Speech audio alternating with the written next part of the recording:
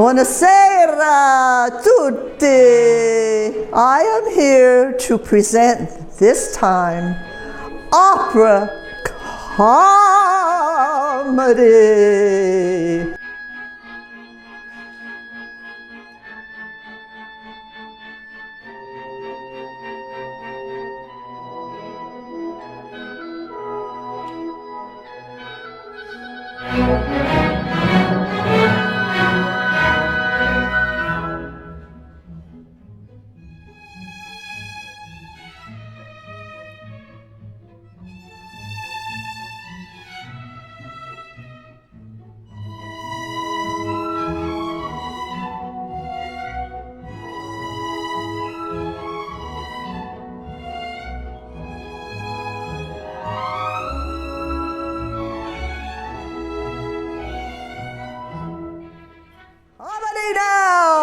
Convenzioni, if that's the right word. Yes, okay. So, shall we start over here? There is an opera. Hilarious. Hilarious. And it is Don Pasquale. And Don Pasquale was a miserly old man, but he had a really handsome nephew who had a girlfriend, and they wanted his money. So he tells the old man's lawyer they're going to get the money from him. And so he gets his girlfriend, and she comes in, and she's very pious. So pious and kind. He falls madly in love with her, but he's centuries older. Well, what happens is he proposes, and she says yes. Presto changeo! Whoa, there she is now. Look at those boobs hanging out, and the money going. Flash, flash, flash. And the nephew, and he's so surprised. And the nephew says, I'm sorry, uncle. Mi scusi, mi scusi. But it was just a joke. And so he's happy, he's relieved, because he didn't want this creature spending all his money. So it ends in a hilarious comedy. It's really funny. Ha ha ha ha ha ha. Now, I did write a little note about this, and I hope that the occupants that come and see my show will read it. Okay, now, next, we go. La la la la la la la la la. Guess what this is? That's the Barber of Seville. Whee! Everybody knows the Barber of Seville. Everybody. Okay. Anyway, everyone congregates at the barber shop, and he's very popular. And there are little groups, and they go and they serenade all the beautiful women. But Rosina is very popular, and there is a count that is really crazy about her, except the only problem is the count is kind of a slob. So what he does is he keeps going to the Barber of Seville, so he gets all fixed up and very handsome. And Rosina accepts him, and they have their romance, and they get married. And that's oh, gee. Now, this is poor Johnny Skeeky. Oh. He dies. Johnny Skeeky. Poor Johnny Skeeky. He passes away.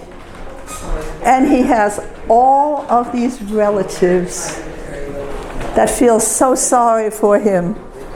They feel sorry for him, all right. They feel sorry that they're not going to get any of his money. So at Johnny's demise, his manager takes over and pretends that he is Johnny Skiki. So all the relatives are there waiting to get their little bit, their grubby little hands on some of good old Johnny's money. But the manager has a scheme. Over here are two young lovers just starting out. And so at the end of the opera, he turns and he gives the lovers the money. That's it. And everybody claps and hey!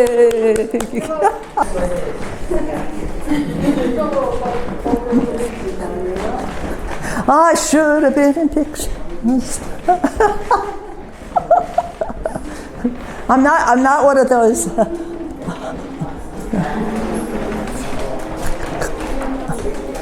He devises a plan with the two men to leave and see, because women cannot be trusted. So what he does is he disguises these men as somebody else, and they go and they visit the women.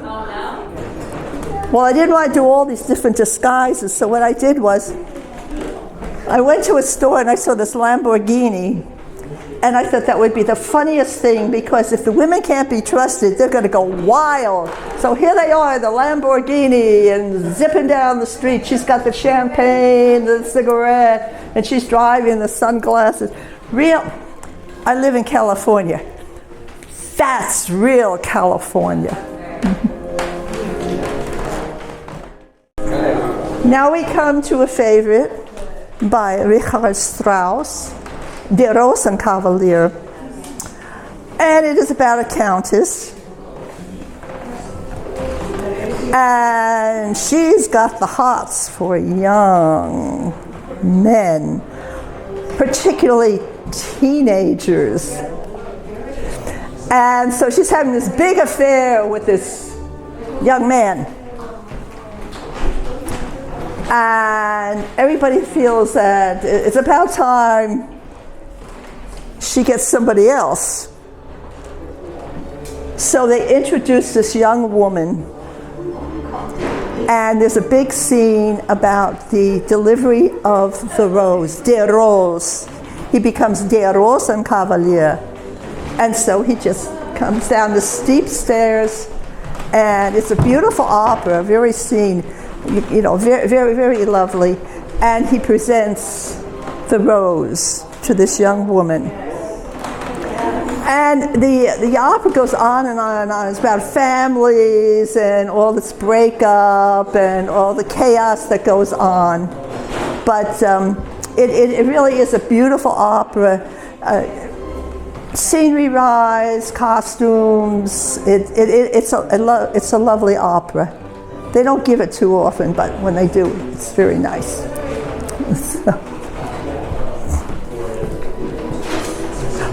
Well, here we are at the Metropolitan Opera and the dining room, and that's what this is.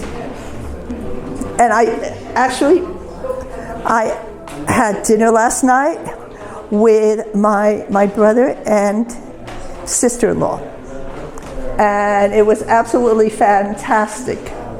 And it's a beautiful scene, and I've always wanted to dine there, and so I did. And it was great, and just beautiful. So, next.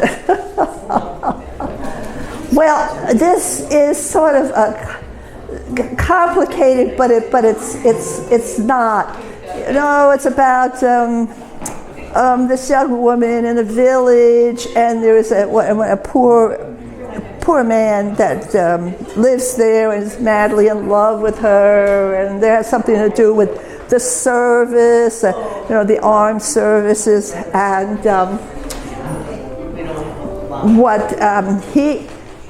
he is in love with this young woman, the village woman, but he doesn't know that she really likes him either.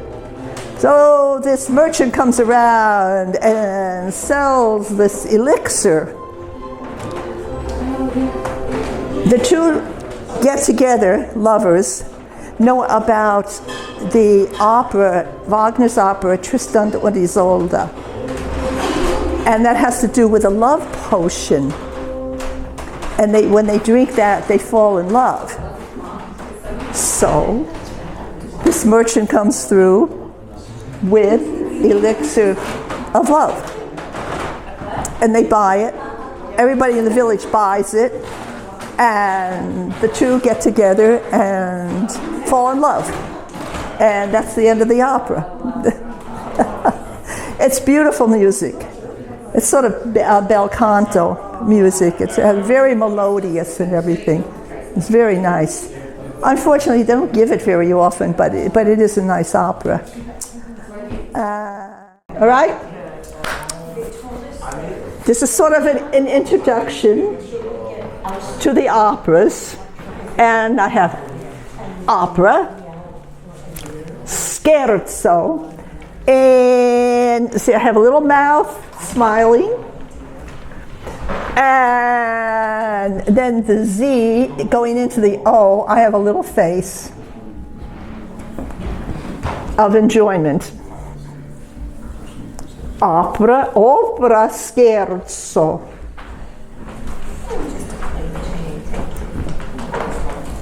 Next, well, this is by a Russian opera, and it is called The Nose.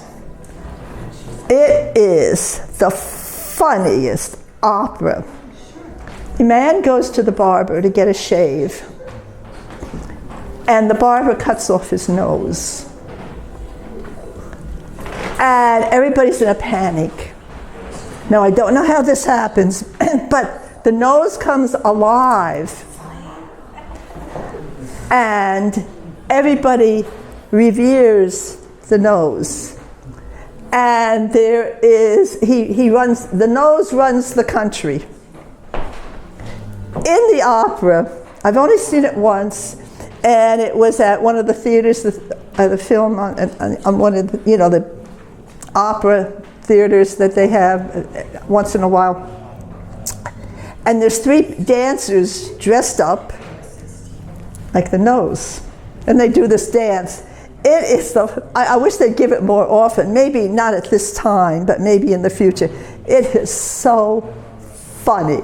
I mean, you just laugh the whole time because you see these noses going around. So that's it. Yeah. Now I have written a few little items under here, and what I did was I pretended this was from my home. All of this has happened in my hometown. I thought, I'd take a little bit of artistic license on that one. And so you'll have to read what I wrote. And of course, this is the beginning. Ta-da-da-da. The music up there is part of the Elixir of Love. And, this is a friend of mine. She took a picture like that, so I took a picture and I painted her. And of course, this is the orchestra.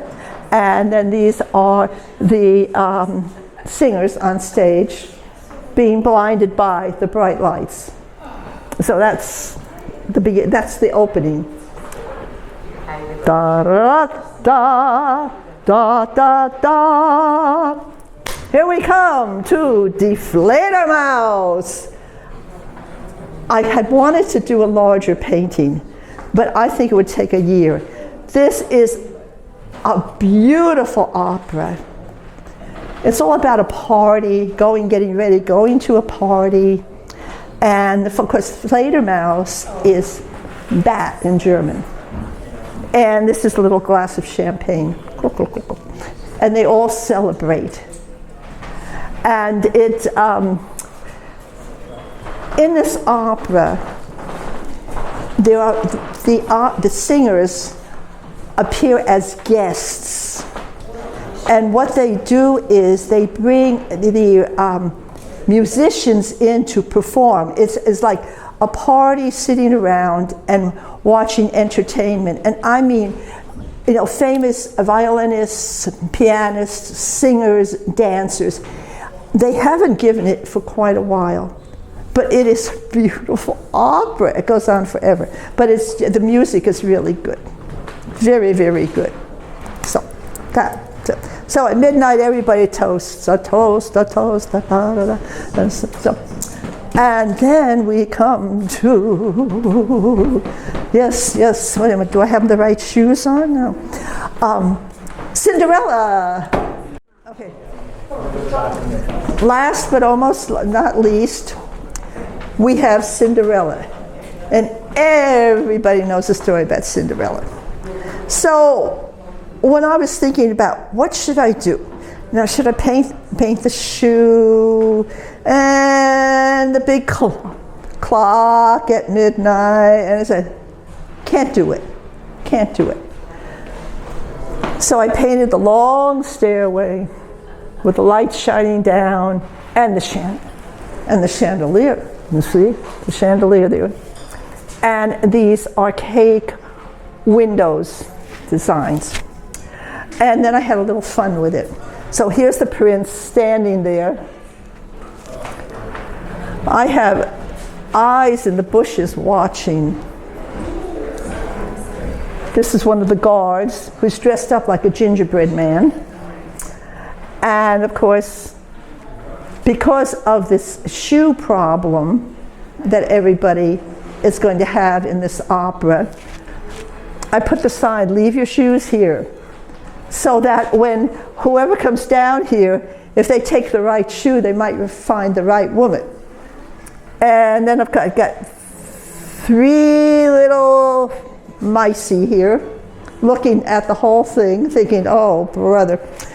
And then, of course, this is Cinderella telling the guy who's the driver who's asleep to let's get out of here. I want to go home. My feet hurt. And then, of course, we all know that what happens at the end. Because the prince tries the shoes on many young women, but Cinderella has the foot. And believe me, okay, can I say this? She did a lot of footwork to get that slipper on.